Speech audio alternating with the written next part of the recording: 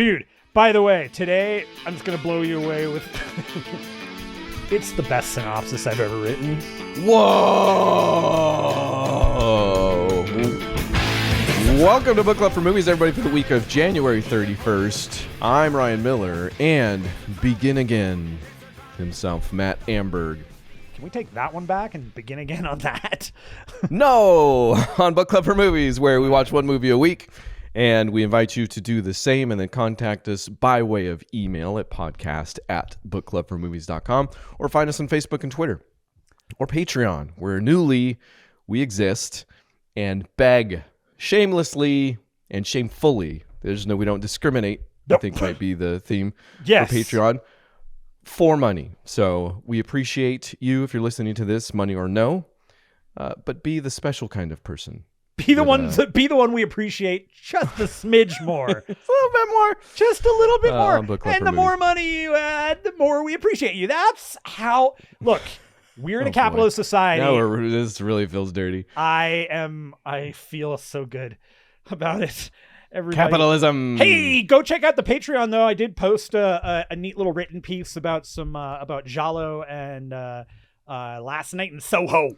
Yeah, the newsletter went out this past week. It went out on the technically, 31st. Since I'm counting this as the week of the 31st, yes. It's a monthly newsletter, and I got it out the 31st, which means January is clear. Yep. Nope. I'm 3 for 3, baby. We are free from any sorts of legal concerns or claims that you might have been considering. However, we will take acclaims. All of them. The video games, like the old acclaimed Nintendo games. Do you remember? Sure. Dude, they had the WWF stuff. That was cool. I remember their logo most from NBA Jam. NBA Jam. Yeah. He's on fire. There you go. Yeah, man. But that little newsletter excerpt that shows up on the Patreon is a public post, is it not? Tis. So that... Yes. Okay, so all right. If you haven't paid the money, you can go see what you'd be getting. And honestly, I'm going to say, best newsletter so far. Thanks, man. I agree. I was real happy with it. All right. So check it out and agree. Yeah, I appreciate that. This week, we are doing Begin Again. And Matt, I've heard, whether or not I put it at the top of the show, I don't know, but I've heard... that this is the best synopsis you've ever written? Oh, it's I mean, who can tell? I mean, I sure can. Okay, I see now that the definition of that can be wide-ranging, so I'm looking forward to it. Either way, what do you got? Sorry, I'm a little, if my voice sounds weird, it's I don't think I got sick like even maybe a year or more before COVID. Like I rarely get sick, and then when COVID happened and we all started distancing, I got less sick than not sick ever. But today, I am, for the very first time since I don't know how long, a little under the weather. So my voice is a little strange. That's funny. I have also been feeling a little bleh.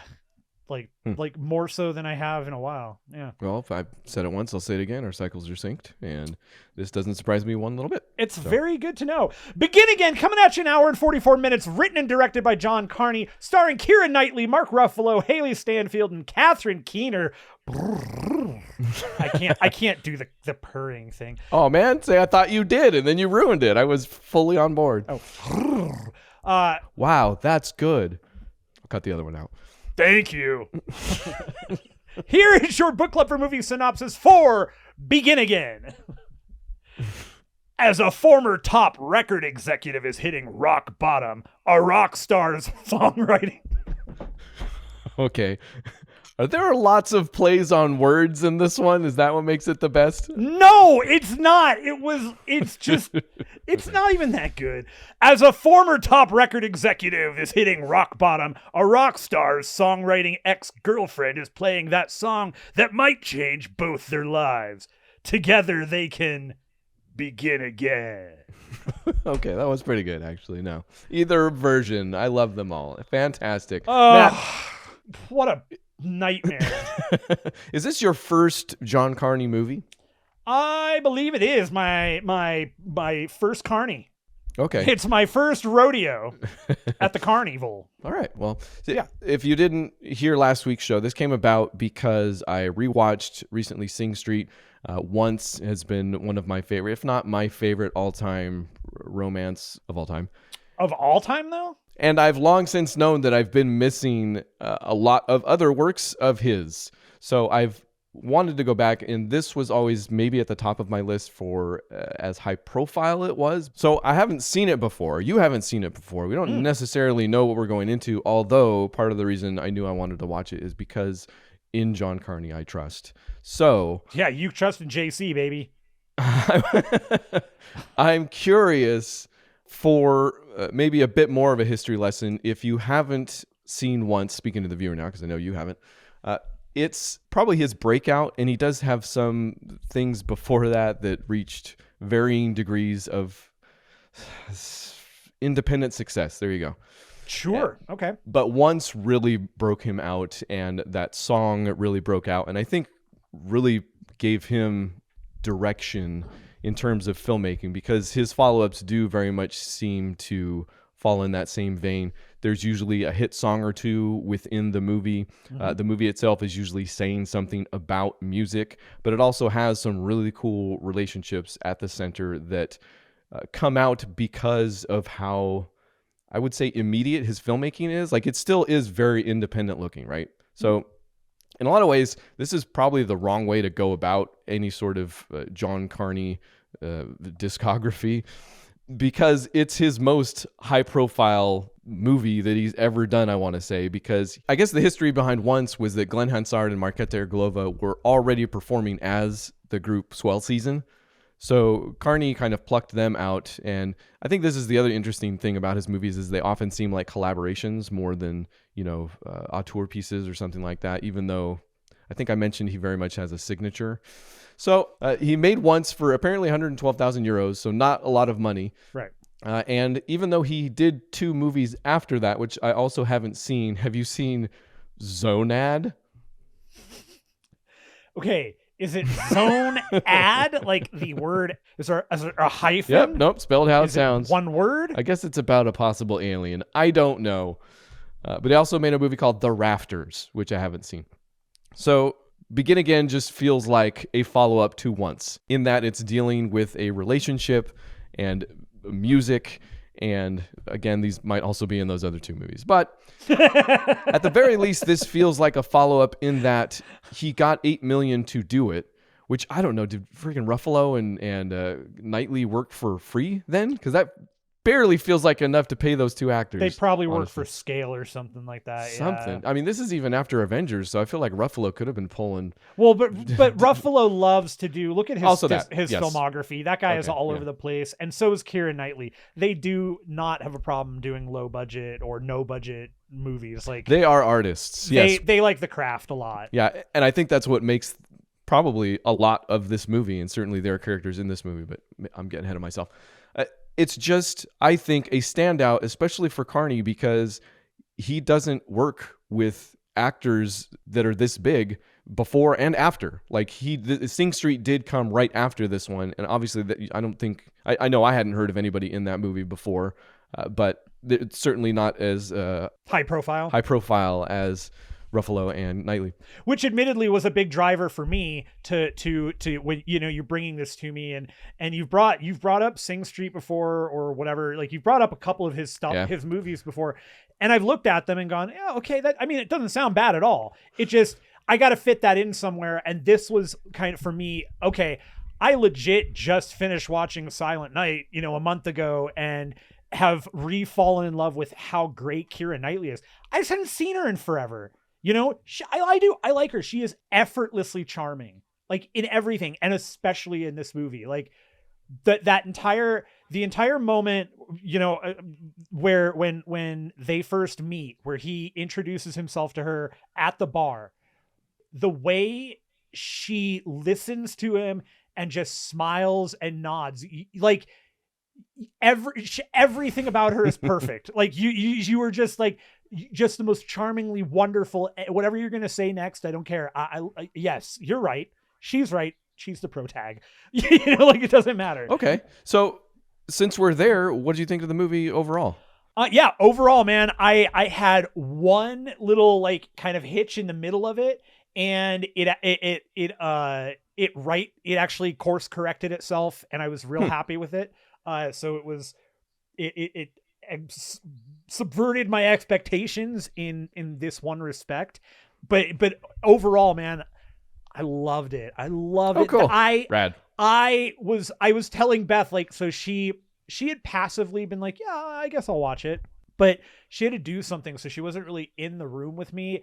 And like, I'm sitting here telling her kind of like what the plot is, and she's kind of paying attention, and I am just like digging the music. Every song in this is super solid. I love all of the music in this, even the Adam Levine stuff, which, as much as I'm like it's good. In the context of the movie, it's good. Out of the context of the movie, all of the Keira Knightley stuff I actually would 100% listen to on my own. Well, in context of the movie, the Adam Levine stuff is bad. Actually, I would say. I mean, I like it. Yes, I like it as they're poppy songs. Like it's a very poppy song. Gotcha. He is the most milquetoast musician in the world. Like, he has a milquetoast voice. He's got a milquetoast face. He is the epitome. What you're talking about in the movie, or everything. Like, in the movie and in life. Like, in life, he's milquetoast. He's so milquetoast. People have said this before, I'm sure, but he legitimately looks like the guy who was like, who saw somebody with a tattoo and said, wait, that's how I be a rock star. Went into a tattoo parlor and went, give me those. Just whatever he could find on the wall. I mean, I am. It's funny because I think my wife enjoys him to some extent. Oh, I bet she and my does. kids have picked up on a couple of the Maroon 5 songs that have been around on the charts. They're poppy and good for them, but they are, I think, just incredibly milquetoast in like every way. Yes, in fact, I would admit to a lot. Like, I think he's got some great range, and I can't sing that high and all of that, and great. But yes, it's funny when he shows up in this film, because I don't feel like he or his band in the movie is like that far removed from Maroon 5, because it is like, so like he shows up in a sweater. Like, he's the most whitest nerd possible, like the super bland kind, though, not like he's into Marvel or something. Milquetoast is, yes, I guess the way I would go. But yeah, it's just he's so. Yeah, but the songs, like, yeah, I mean, they're poppy songs that are they're good in the context of the movie. They're good on the soundtrack. They fit in the way they fit in. Yes. I see. Okay. All right. Yes. They're not. But if I were to take the music outside of this, like the music that Keira Knightley sings, all of that stuff, I would absolutely. I would download that. Like, I'd listen to that record. You're downloading that before you're downloading the. I'm never downloading the other thing. That's one where, like, I would YouTube that, but this is one where, like, if she had sold it for $10, which we'll get to the whole selling and price and everything in a moment, or in a while, I don't know, sometime. No, this is incredibly apt, I think, because the movie deals with these different, not genres. Genres is the wrong word, but I think you're right. They're in context in the film. Adam Levine's music is bad, quote unquote, because of the judgment call being made by the movie. But I agree that you're right. It's used perfectly in context because it is supposed to occupy that space. And I think each kind of type of music that they have in here, it's very, very much used with incredible purpose. Like, the reason this type of music is right here is because of this thing the movie is trying to say, or because of this thing the character is feeling or agrees with the movie I'm stepping all over where you were going, but before anybody thinks that we're really going off, we're actually not. Like, I think this is right along the lines of what I want to talk about, maybe the most about this movie. Well, and I think it's kind of funny because when you talk about, like, I had to look it up, of course, but Keira Knightley sang all the songs. Yeah. And based on what I read, I believe everybody that was in the band played on the record. Like, those were the actual people playing the songs. Oh, that I don't know. But I think you hit the nail on the head with how the music is used. And I think that's so, it's so important for a movie like this, where I don't even know how to explain it, because it's just so well defined in the film itself that trying to tell you what it is without you just watching it it's silly. Like, this is a movie where I honestly, yes, we can go over it, describe every moment of it and every little unique little bit, but this to me is truly a movie where if you have any interest in the actors or in music, this is a movie worth watching. 100% for the absolute great value in the music itself. The songs I think are written well. The story though that's being told is so lovely, and it's so nice to be told a story that absolutely has an ebb and a flow, and it has highs and lows, but they're realistic to a degree. You have to take certain things out of the context of realism when you're watching this. You got to suspend that disbelief. But the overall, like the divorce aspect between Catherine Keener and Ruffalo, right? Like that whole story is really interesting. And then we get to the very end where Ruffalo finally admits what happened, and we hear what actually happened, and it wasn't him. And the whole movie, we're assuming he's the one. Because I mean, look, it's typical of film. It's typical in life. The film never makes a point of going either direction with the parents in that way. When Haley Steinfeld shows up, she's not pulled like that. It's just he's become different. We assume for these other reasons. Finding that out, man, reframes the movie, like reframes him as a father, all of that stuff. It's incredible, right? Like that was it was such a good moment and such a smart thing to do. And the music that they choose for it, it all is punctuated so well. And the choices, like, the whole prospect of the movie is he's a failed record exec that had started real high. He discovered CeeLo Green basically, and like the whole 90s rap thing is the background they give him, who isn't technically CeeLo Green in the movie but is CeeLo Green in the movie. Yeah, and it's him and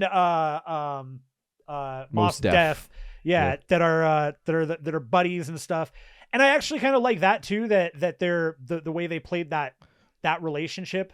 There wasn't animosity from the one, even though Mos Def, like, he sees all this stuff going down, he's like, dude, this is business, man. Like, I love you. Well, yeah, because we basically begin the movie, you're right, I think you said in your synopsis, with Ruffalo kind of at rock bottom. Yeah. He's aged out of the profession maybe a little bit. He hasn't signed a hit artist in a while. Meanwhile, his business still appears to be doing okay, but his partner Mos Def has the one who, I'm sorry, he doesn't even go by Mos Def anymore, Yassine Bey. Just in case. Thank you. Yes. Has appeared to take into the business side of things more and adapted with the times, while Mark Ruffalo's character has, which, by the way, is Dan, has gone downhill, is an alcoholic, like 100%, is not showing up in any real useful manner to meetings and whatnot, stuff like that. So he is, in fact, he gets fired by the end of the first maybe 10 minutes of the movie. Right. Well, actually, no, because so the way this movie begins, and I'm sorry, you've said a lot, I think, pertaining to how this movie communicates. I got it. Shut up. Okay. I think, no. I hear you. I want this to add to what you said about it being kind of a meditation on music in the way that it's hard to explain. It's hard to explain to you why a song is good.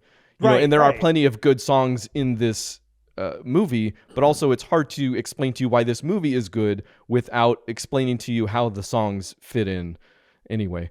So where I'm going is that Mark Ruffalo's character is kind of, and this is the other absolutely strange thing, Ruffalo's journey, the character of Dan, like his beginning again, because essentially that's what we're doing here. Like Keira Knightley's beginning again because she just broke up with Adam Levine, and Ruffalo's beginning again because he's on the outs with his family, has become an alcoholic, is on the outs with he's spiraled, right? We really are at his rock bottom, it seems.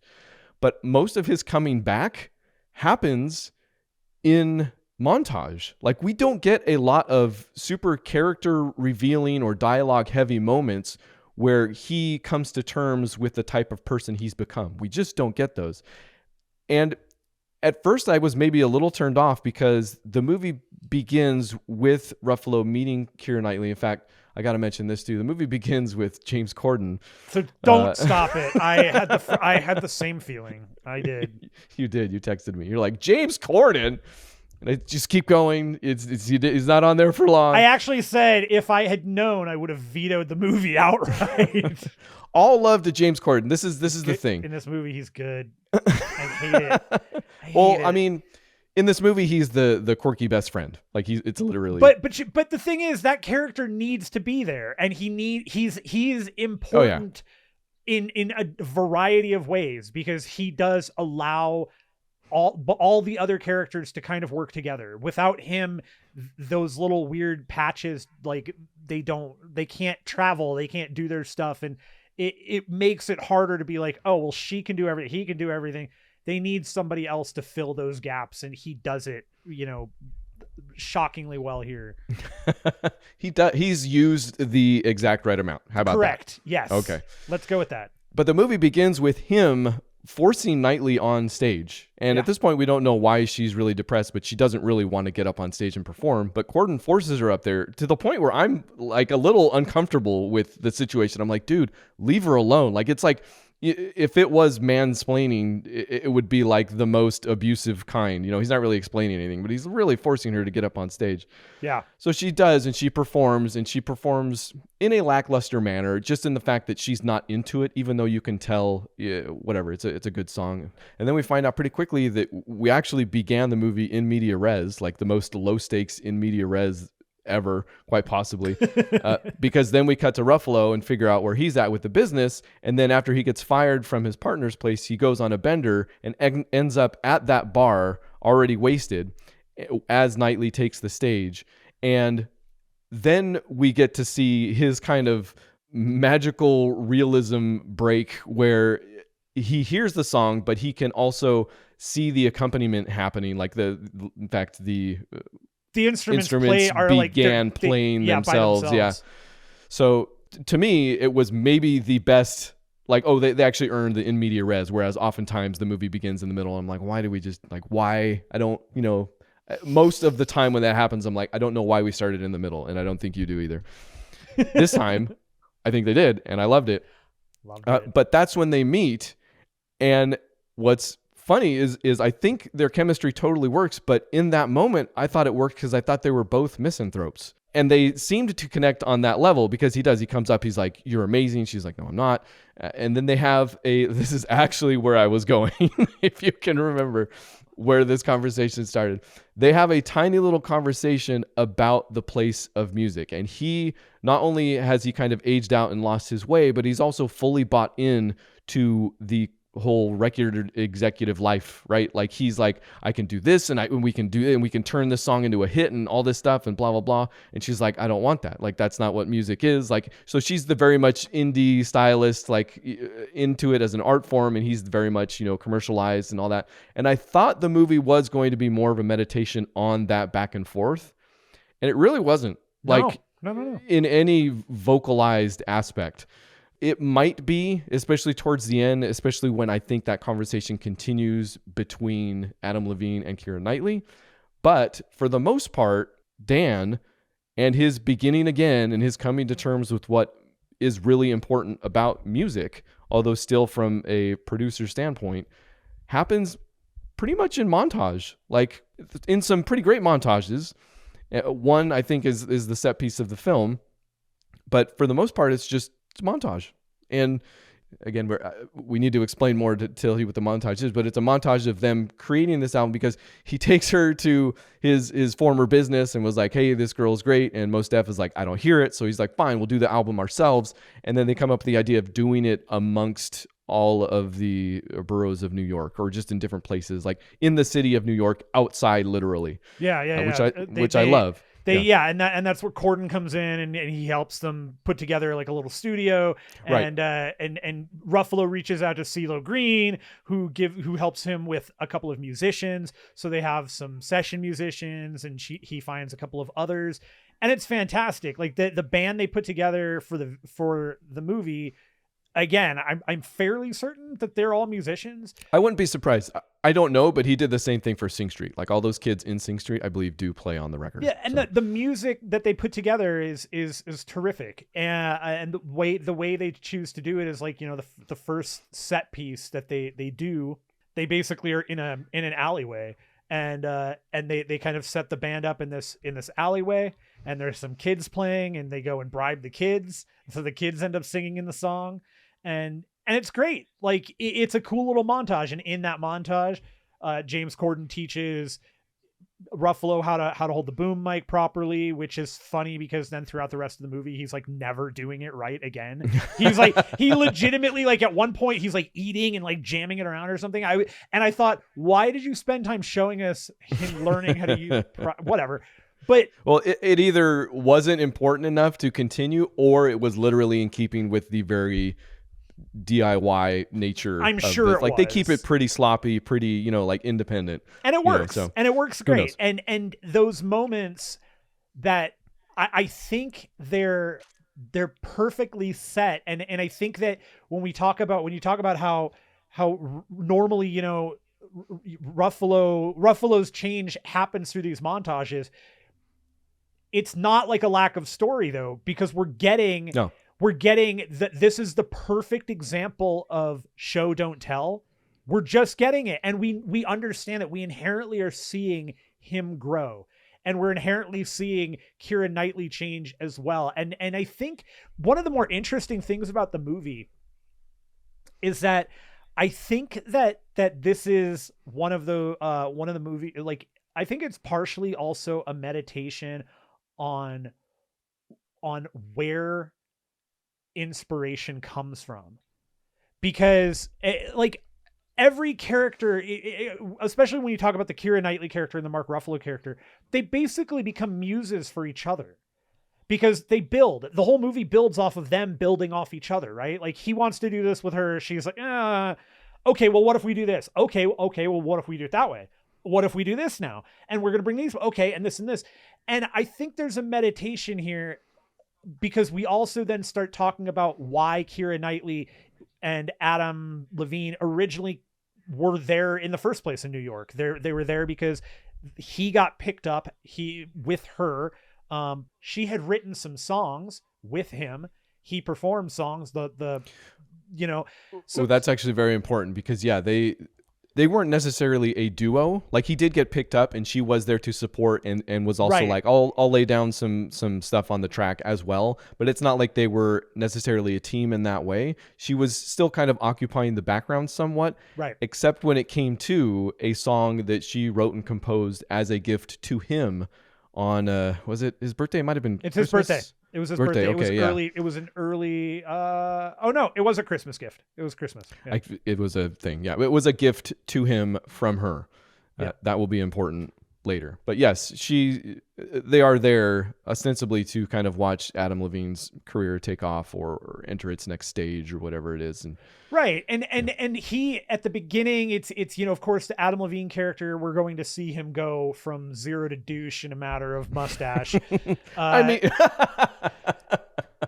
he which is his story. That's the arc that he needs to have that for the rest of the story to work. It's fine. And he does a good job douching it up. But he also, at the beginning, you know, it's that at the start, he goes, this is my girlfriend. He's introducing her to everybody. And then this is my girlfriend. She's a songwriter. And then it's just, hey, can you get the coffee? Hey, check out this song. Oh, I got to go to LA for a week. And then that's that, right? And he is the worst, man. He is the worst of the worst of the worst, because he's the milquetoast version of it, you know? Like he's not even bad enough to twirl that mustache, you know? He's just bad enough to grow it and pretend like it's cool. Again, on him. I told you, I think it looks like the mustache looks like he's saying, "Hey, ladies under 17." It's what it looks like, man. But it's all very condescending without almost being condescending, you know. And then this culminates in him going to LA, I think, it's not even to record, it's to do something. But then he ends up sleeping with one of the production assistants. And that's what I wanted to talk about too, though, because he then writes a song there while he's there, he says, "I wrote the song." Oh, Do you you're wanna right. That listen moment to was it?" fantastic. Yeah. And that's the moment where she's listening to the song and hearing the lyrics and realizing, you cheated on me. And Yeah. there no words had to be spoken. She knew Nope. it from the song. And again, this goes back to I think that this is also partially a meditation on inspiration and where things, in this case, it's about songwriting inspiration, but I think it can be universal to any kind of inspiration, where how those things change the course of these characters' lives and in the movie, they change, and the music comes from it, and that's where all the best art comes from. It comes from emotional baggage, basically. Right. It's such a good moment though, because you're right. He gets back. He's like, I did a song. Do you want to hear it? And he starts to play it, and he won't look her in the eye at the same time. And then you can see slowly on her face. This might be my favorite thing she does, like actor wise in the whole film, is it just comes over her in a way. She slowly starts to realize and look at him, and then realize that the song isn't for her. And I don't even, maybe if I listened to the lyrics, it would be more obvious to me too. I totally don't didn't know. even listen to the words. Like Okay. I was just stuck on her face, man. And then she just hauls off and slaps him, and he's like, what the heck? And walks off and is about to throw a fit, but then comes back and realizes that there's no avoiding it now, and is like, yeah. But then he's like, yes, it was with Min, the assistant, and I've just got to see this out. Like, it's not even like I'm sorry, let's repair this. It's I messed up and I'm gonna see where it goes. Like, it's seriously like the 15-year-old thing a guy says to his it's so bad to his high school girlfriend that he cheated on. But yeah, that's a fantastic moment. You're right. I want to quickly go back just very fast. Yes. Okay. And say that the moment you mentioned where Ruffalo is tanked and he's hearing the song and he's looking up, and then the instruments come in individually and we see everything kind of pick up, and that was the exact moment when the smile on my face never left my face. Oh, like cool. That was it. It was the moment that drew me into the movie, and I actually said to Beth out loud, I was like, that was just a beautiful sequence. Everything about that was just perfect and beautiful to me. I loved it. And it's the best in media res payoff, like I said, I've probably ever seen, because you get it from a different perspective. Ryan, please explain in media res, because not everybody speaks You're right. your I've said film it, school stuff. I've said dork. it too many times now. I know You're right. what you mean. It means you begin in the middle of something. It's the best version of beginning in the middle of something, because something has changed by the time we come back to it. Then I'm like, oh, I see why we did that. We get it from that different perspective. And you're right. It's great. I will start this though. And some of these are absolutely nitpicks, but I have nitpicks. Okay, so maybe we'll weave those in to our tapestry here. There are a few times in the film where, strangely enough, even though it is so good at showing not telling, in fact, you know what it is? It's showing not telling. It's how would you say that? It's singing, hearing not telling. I was maybe gonna say singing, not talking. Sure, whatever. Okay, right. But there are a few moments where something gets vocalized that I wish wasn't, because it didn't need to be, and would have been so much better if it existed in that other space. And this was one of those moments, because when he is trying to sell Knightley to Mos Def later on, he explains how when he's drunk, he can begin to hear the entire arrangement.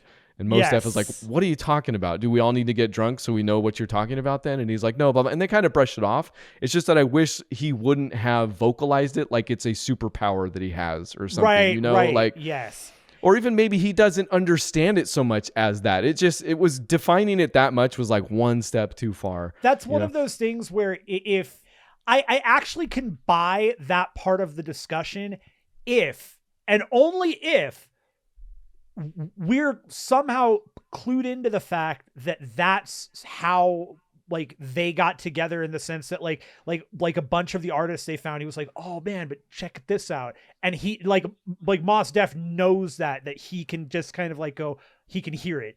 But no, man, like, yeah, you don't vocalize that. That's just cheese. Yeah. I mean, Ruffalo pulls it off. In fact, Ruffalo, I'm just going to skip all over the place. This might be my favorite thing he's ever done. He Oh, is so in his freaking element in this movie. And I know he has that character that's like, even Banner is that character to some degree, right? Where he's just out of his depth, but he's not, he's insecure, but he's a genius, that thing. sure. And he's kind of that here, but just in the most record executive way that I can't see anything else. Like he is 1,000,000% that character and sells it so stinking well. Totally. Yeah. It does a really good job. And I think the other thing he does too is that role could have been not as deftly done. Like that could have been a slimier role. He could have felt like a way worse person overall. And I think that Carney does a great job making sure that we're rooting for both of them. Like we want them both to succeed.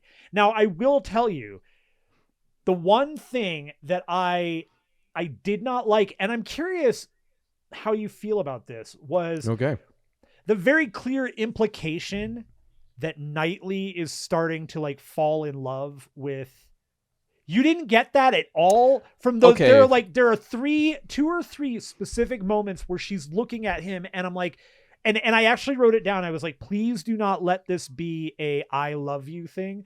If they like best of friends connecting some way, sure, but no love story between them. I desperately did not want that.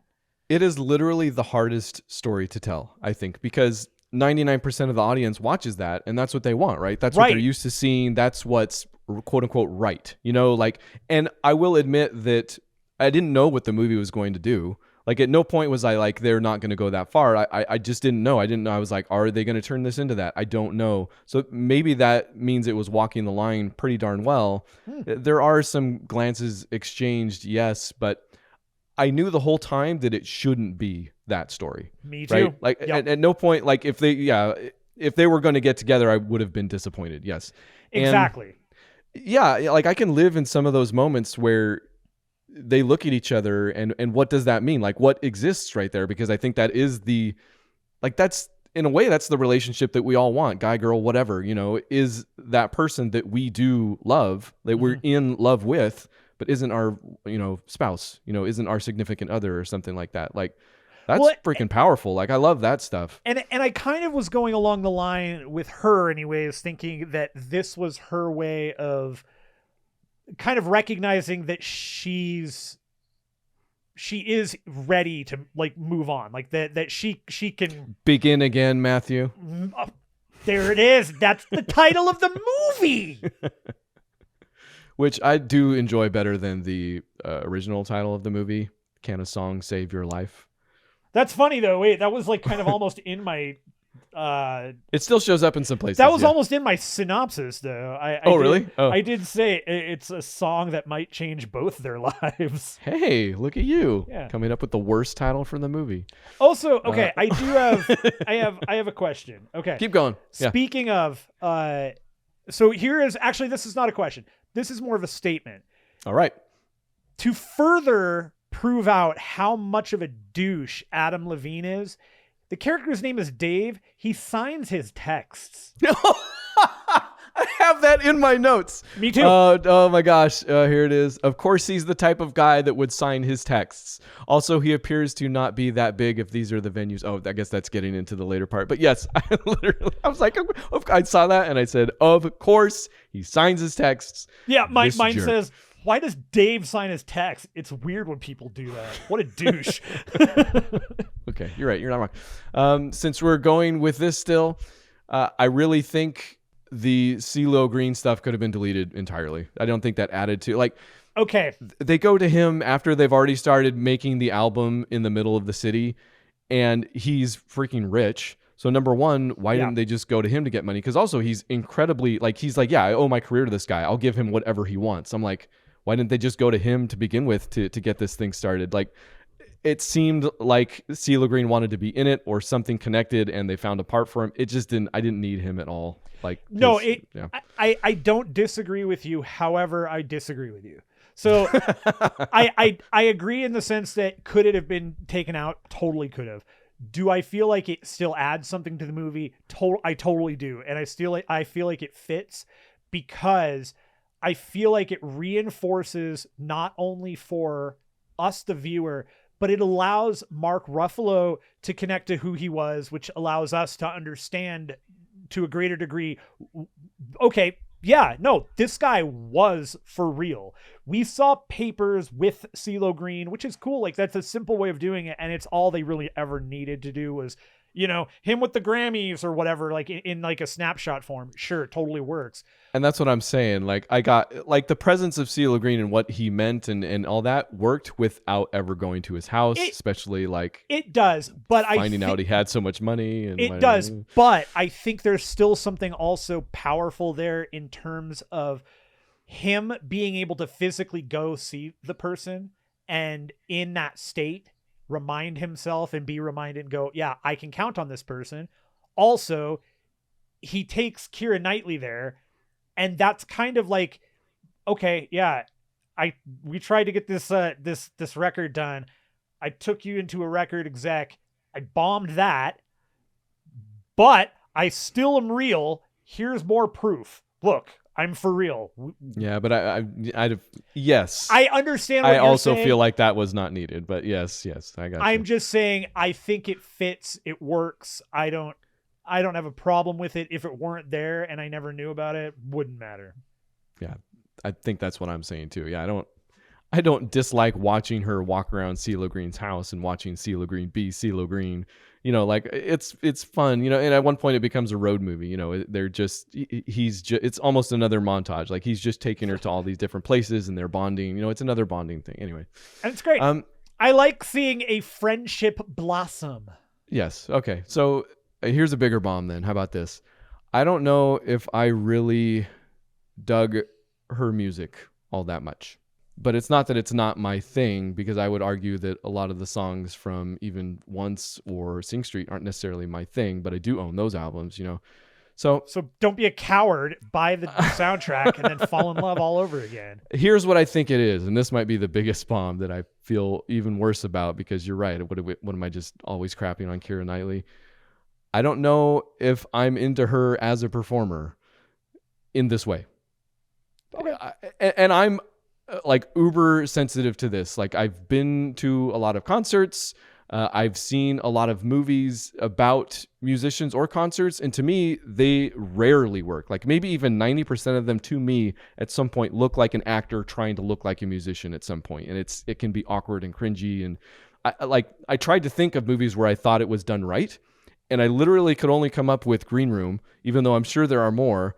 But that might have just been the most impressive example to me, because it's also literally a punk band. So how do you completely ignore Oscar Isaac and Inside Llewyn Davis? You're right. Okay, there's two. And I watched that last week. You're right. Okay, so I didn't really think good. that long maybe, but you're right. That's two. All right. To me, I'm probably just overly sensitive, but it was hard to buy her as a musician for that reason. In fact, it's strange hearing. Okay, let me ask you. When you first heard her sing in the movie, did you think it was her voice, or did you think they had a different person doing the singing? No, I knew, because I looked it up well before. You the looked movie it up before? started. Oh, Yeah. okay, dang. I thought it was a different person.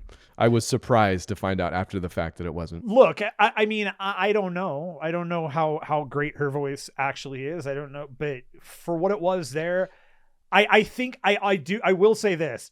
I think that there's probably that especially that first song, probably a better recording of it that they have, and I don't know why they didn't just use, like, that's one where for the whole point of the movie being, we're going to record this, we're going to do everything lo-fi, we're going to do everything like as we're going to get some mics and we're going outside and that's it. It seems like that would have been the right time to do that specific song the way she's doing it. And I don't know why they didn't, because you're right in that, like, there's at least a couple of moments where they close up on her and she's out of sync with the words. And it's just really, that old thing. Yeah. You can tell it's not on location audio for sure. But... Which again, I mean, unless she doesn't actually play the guitar, which I don't know, maybe she doesn't. She does not, or did not before this film, and then she had to take lessons for all that stuff. And I mean, that's probably why, honestly. In fact, maybe she doesn't have like a perfect singing voice. She's obviously not known for her singing, so I would imagine it did have to be pitch corrected in some way or another. So Probably. I'm yeah. pretty sensitive to that stuff too. But anyway, that's the biggest bomb that I feel bad about. But I will follow it up with saying that I do love at least 2 of her songs, and one of them is the one that she leaves on Dave's voicemail, on Adam Levine's character's voicemail. So much fun. Love that song, love that scene. It's all freaking great. And then the one that I think immediately follows that one up, which might just be the one on the roof, like the last one they record on the roof. It is also with Haley Steinfeld playing guitar. Yes. I thought that one was pretty great too. So I like I said at the top of the show, I would listen to all of her music that was from this, like, you know, that character's music. I'm downloading that. You know, I'm a fan of Tanya Donnelly and Liz Phair and okay, you're getting pretty close to the man that was hired to create these songs for the most part. Glenn Hansard did still have a hand in some of it, but there was one man that John Carney went to, hired, very close to those people that you just mentioned, very close to their time period. Thurston Moore. I don't know. Have you re-listened to the title track Lost Stars? I did recognize that song, by the way, because I remember the Adam Levine one. I think was an actual hit. Like I think they released it. Oh yeah. No, most of the songs I feel like from Carney's movies end up charting. Well, I think that one did. The Levine one in particular. Well, Lost Stars is really, really just a ballady version to me, especially knowing who they got of "You Get What You Give" from the New Radicals, because they hired Greg Alexander from the New Radicals to do it. So it just sounds so much like, I think you could probably transpose the lyrics from either song, Lost Stars or Get What You Give, on top of it, and it would work out. Guess what, Ryan? Come to the live show. We're going to have you karaoke it because I found the audio. Excellent. Perfect. I'm sad I mentioned it. Oh man. So I feel like I'm steamrolling, but we need to, at the very least, do you want to respond to any of that, sir? I guess the couple things that I want to mention that we haven't really talked about, and I don't know. Yeah, go for it. One of them's probably one of mine, anyways. Deep into it. Haley Steinfeld's character, is supposed to be the daughter of Catherine Keener and Mark Ruffalo. Thank you. So it was cool to see Hawkeye or Kate Bishop talk to the Hulk. That was fun. I mentioned this before, and I'm sure when we do the Hawkeye show, I'll talk about this too. I enjoy her as an actor. She is again, similar to Keira Knightley, she has this like effortless charisma to her where she's just charming, and she seems like there was do you remember don't do I just don't whatever your reaction to this is, don't okay. But do you remember in Scrubs when Mandy Moore showed up for like 3 episodes and she was dating JD and he was like, yeah, let's do this. And she's like, I'm like 25 and I'm like not interested in all this and stuff. She was same way, like this effortlessly charming and funny person. And I want Haley Steinfeld to do whatever she wants to do. I want to see her in lighthearted stuff though, where she's having fun, because she does seem like one of those actors, one of those women that would be very funny in like goofy roles. You know what I mean? Like I think she could pull off, like she could be. That's freaking Kate Bishop. What do you like? No, she is a John Hamm, where she's a John Hamm. She's very talented and very good at what she does. And she could be very, very serious and then deadly, deadly funny. And the Kate Bishop stuff, yeah, she's pretty funny. So even in the comics, but yeah, I actually watched the first episode of that last night. And yeah, yes. Are you saying you wish she was used a little bit more in this movie? Because you don't see a ton of her. I do. And she's not that character at all, really. No. She's kind of a standard daughtery character, but I actually really enjoyed the moments where she and Keira Knightley connected and had their discussions. Like I appreciated all that. That was great. The other thing though I wanted to kind of talk about real quick is we did mention, I kind of briefly talked about the bombshell that we get when Ruffalo finally explains to Keira Knightley what happened between him and his wife, and the fact that she actually cheated on him and had nothing to do, she just stepped out, did whatever they did. I think that was the explosion when he has that moment and he's explaining it to her.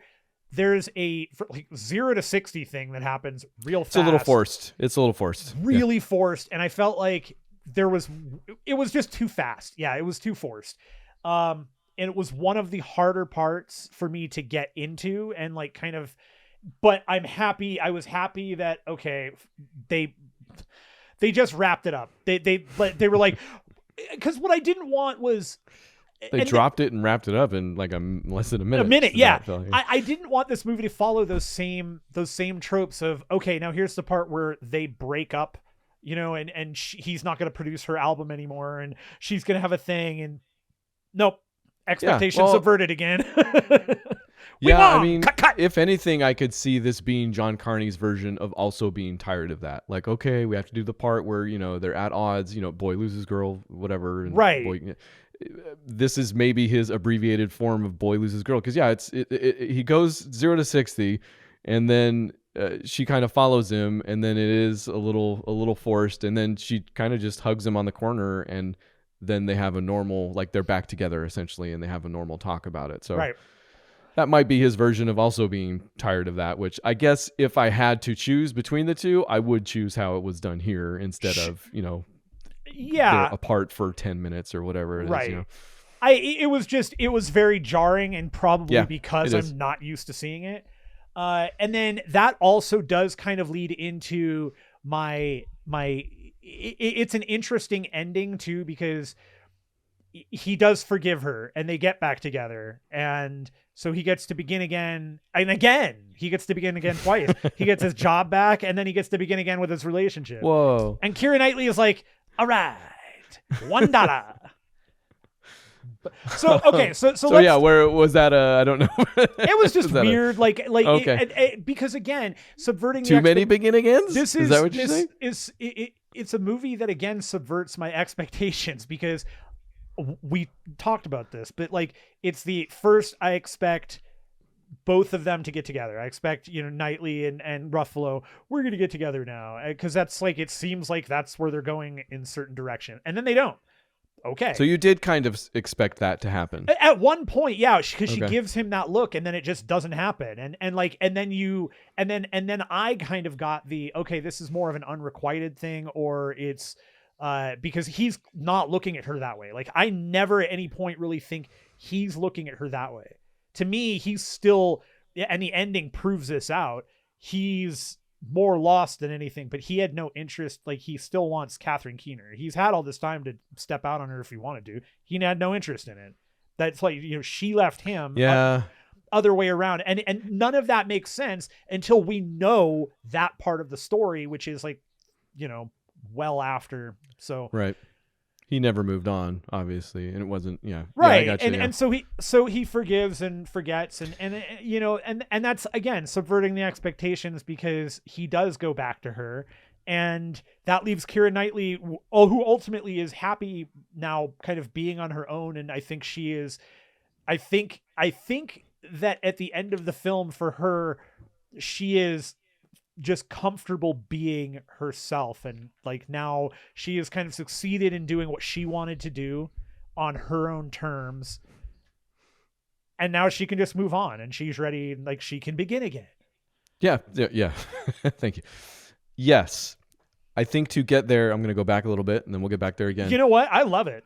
We got to begin again. One of the montages that I have to mention, the one I said was the set piece thing, was possibly also that moment where you're saying they looked at each other and will they, won't they, and you weren't sure or whatever.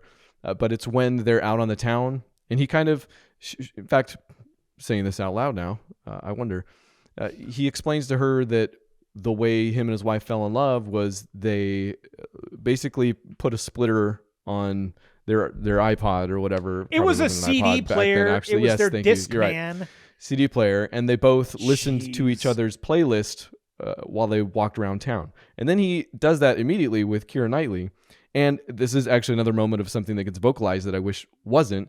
He says, because you can learn a lot about somebody by listening to their playlist. And I'm like, yeah, like that. Like that's a And she goes, I know. That's why I know. don't want to Yeah, do I'm like, it. you didn't need to say that, because also the scene that follows with them about town, learning stuff about each other while listening to each other's playlist, is the most beautiful representation of that on film that could have ever possibly been. So you didn't need to say it really, but I'm glad I got that montage anyways, because it is fantastic, and it has some of the most pointed dialogue towards the end there, where Ruffalo's talking about pearls and stuff like that, and how they're more few and far between than they have been. And it is worth the price of admission alone. And great music. Yes, also.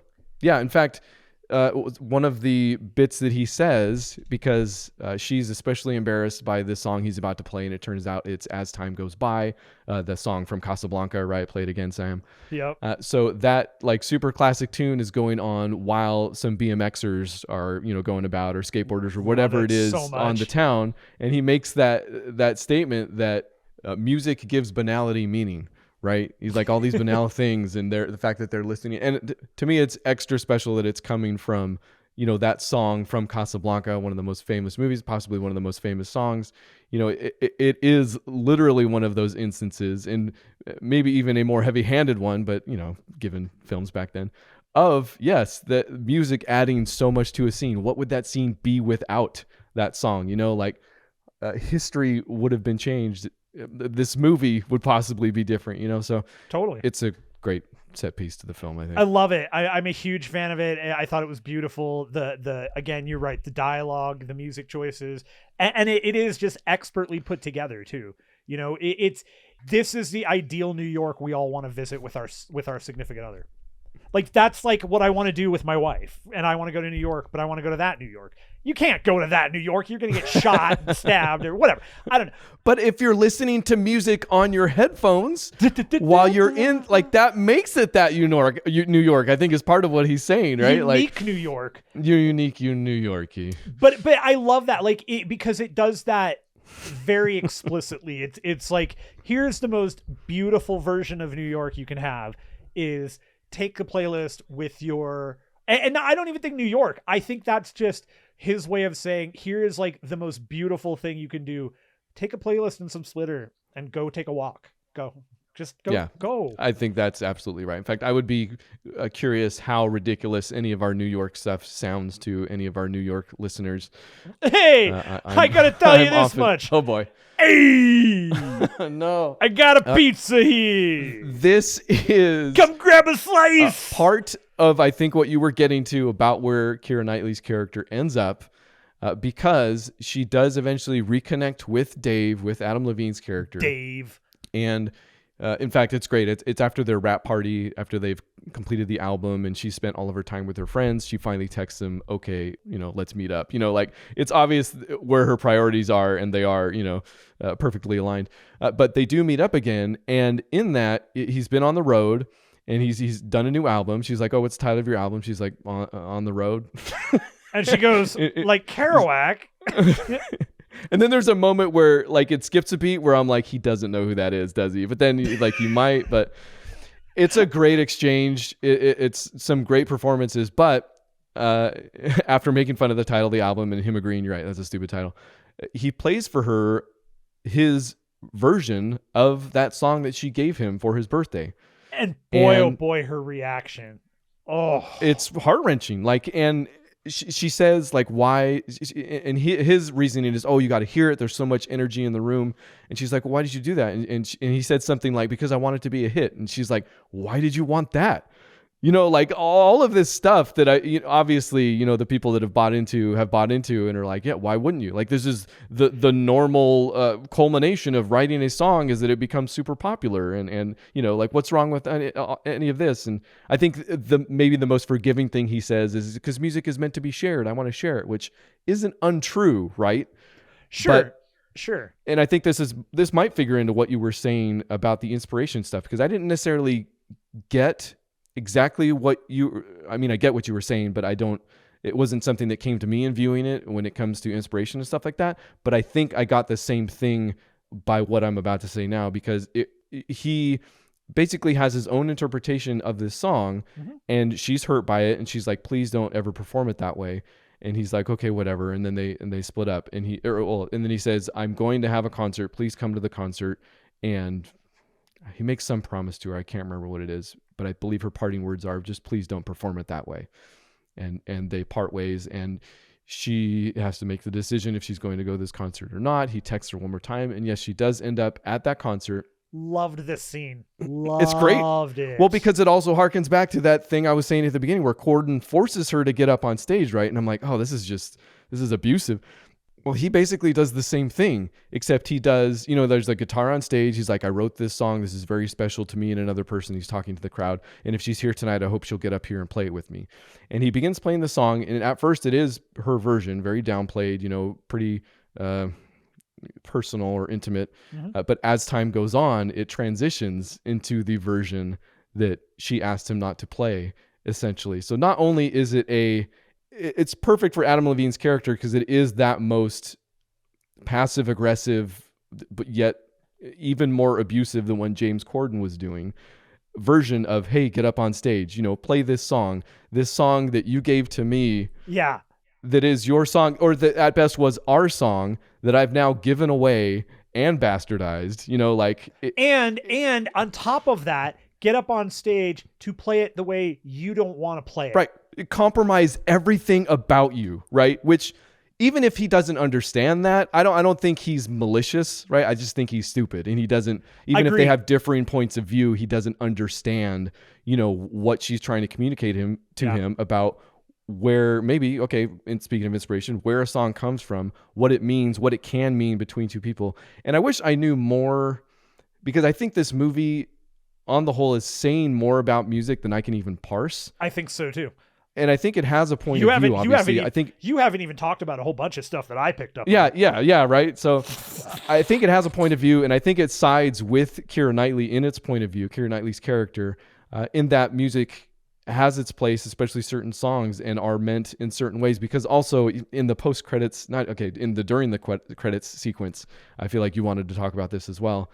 Yeah, I just want to mention it at the beginning, because when they go to talk about it, it's of course part of it is we're going to make money. And she says, it's never been a part of, that's never been a big thing. And, I wish we could all just release everything for $1. As the film goes on, they talk about how many, units per dollar per sale is going to be. And so the price thing comes up consistently throughout the movie. And it's consistently by Keira Knightley, just kind of, eyes rolled. And then at the end, she's signed. She's ready to be. The album is ready to go. The album is ready to go.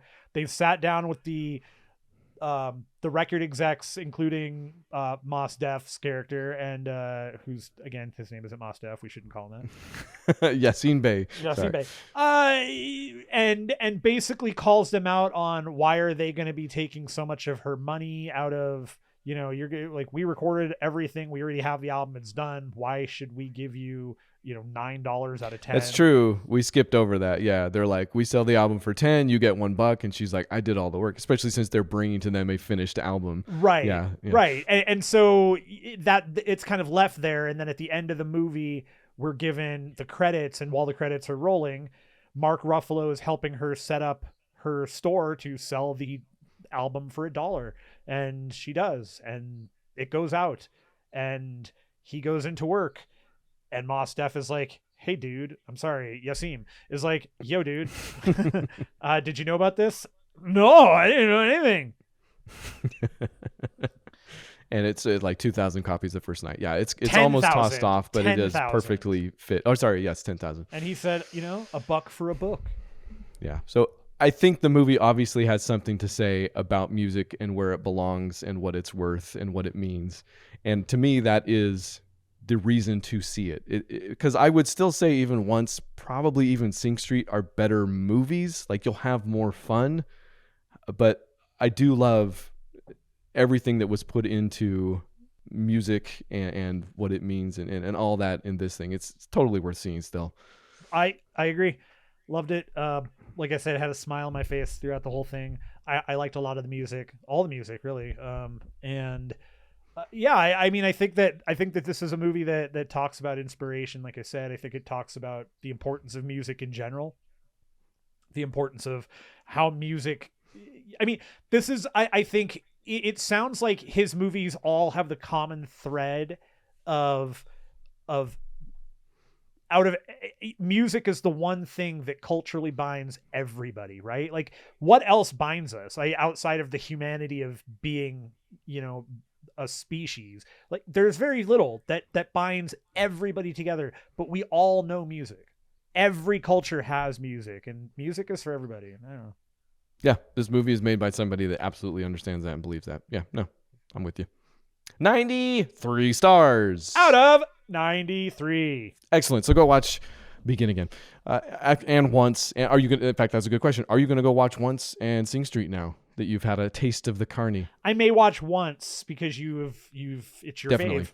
So I would say yes. If you're going to watch one, watch Once. We'll see. Okay.